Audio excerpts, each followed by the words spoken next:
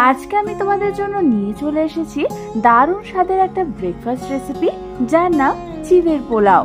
এই চিড়ের পোলাও কিন্তু তোমরা বাড়িতে থাকা কিছু সামান্য ইনগ্রেডিয়েন্টস দিয়ে ইজিলি বানিয়ে নিতে পারবে। আর এই রেসিপিতে থাকছে চিড়ের পোলাও ঝুরঝুরে বানানোর কিছু টিপস। তাহলে চলো রেসিপিটা শুরু করে ফেলি। আর আমি সুস্মিতা তোমাদেরকে আমার চ্যানেল ইয়ামিটস বাংলাতে স্বাগত জানাই। এই রান্নাটার জন্য আমি এখানে প্রায় 150 গ্রাম মতো চিড়ে নিয়ে নিয়েছি। আমি এখানে পাতলা চিড়ে নিয়েছি, তোমরা চাইলে একটু মোটা চিড়েও নিতে পারো। এবার আমাদের এই চিড়েগুলোকে প্রথমে একটা স্ট্রেনারের মধ্যে নিয়ে নিতে হবে। তারপরে এই চিড়েগুলোকে আমি অল্প জল দিয়ে ভালো করে ধুয়ে নেব। তোমরা কিন্তু চিড়েটাকে বেশিক্ষণ ধরে জলে ধোবে না, তাহলে কিন্তু রান্না করবার সময় চিড়ের পোলাওটা ঝুরঝুরে হবে না। হালকা করে ধুয়ে নিয়েই আমাদের এই চিড়ের অতিরিক্ত জলটাকে স্ট্রেনারের সাহায্যে স্ট্রেন করে নিতে হবে। তারপর হালকা হাতে চিড়েটাকে চারদিকে একটু ছড়িয়ে নিয়ে এটাকে এয়ার ড্রাই হতে রেখে দেবো কিছুক্ষণের জন্য।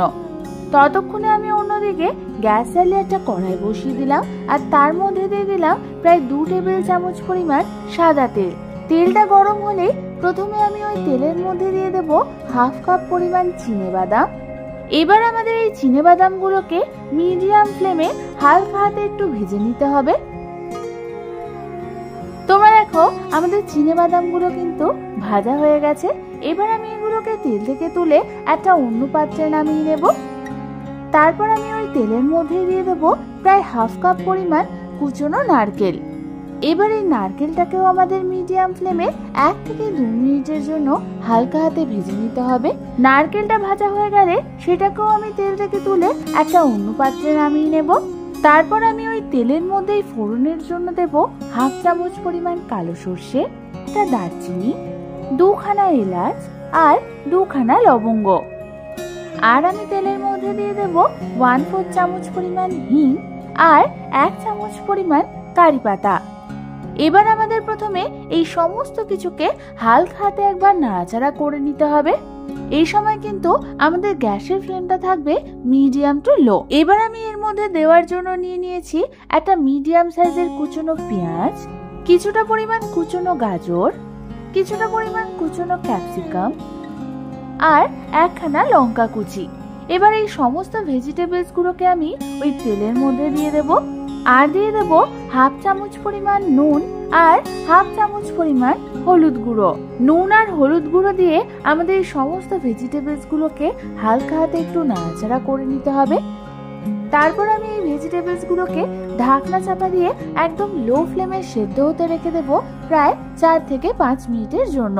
আমাদের সমস্ত ভেজিটেবলস গুলো মোটামুটি সেদ্ধ হয়ে গেছে। এবার আমি এর মধ্যে দিয়ে দেব স্টোর করে রাখা হাফ বয়েল মটরশুঁটি।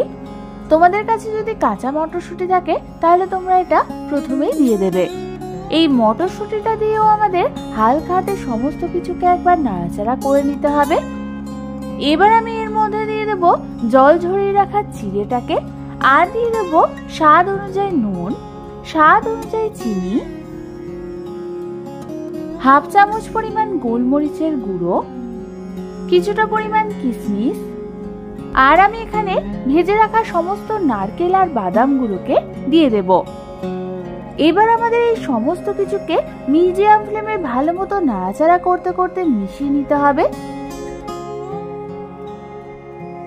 ভালো মতো মেশানো হয়ে গেলে আমি এটাকে ঢাকনা চাপা দিয়ে একদম লো ফ্লেমে রেখে দেব প্রায় 2 থেকে 3 মিনিটের জন্য।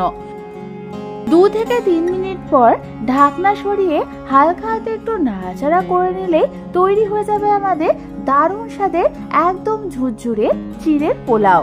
এবার শুধু গরম গরম সার্ভ করার অপেক্ষা। এই চিড়ের পোলাওটা এত দারুণ খেতে হয় আর এত তাড়াতাড়ি তৈরি হয়ে যায় যে তোমরা এটা বাচ্চা থেকে বড় সকলের টিফিনে ইজিলি বানিয়ে দিতে পারবে। তাহলে আর দেরি না করে বাড়িতে যে কোনো একদিন ব্রেকফাস্টে এটা বানিয়ে ফেলো। আর রেসিপিটা ট্রাই করলে অবশ্যই আমাকে কমেন্টসে জানিও কেমন লাগলো। রেসিপিটা ভালো লেগে থাকলে একটা লাইক অবশ্যই করে দিও, আর আমার চ্যানেলটাকে সাবস্ক্রাইব করতে কিন্তু একদম ভুলো না। আজ তাহলে এই পর্যন্তই, আমি আবার চলে আসবো তোমাদের কাছে নতুন কোনো রেসিপি নিয়ে।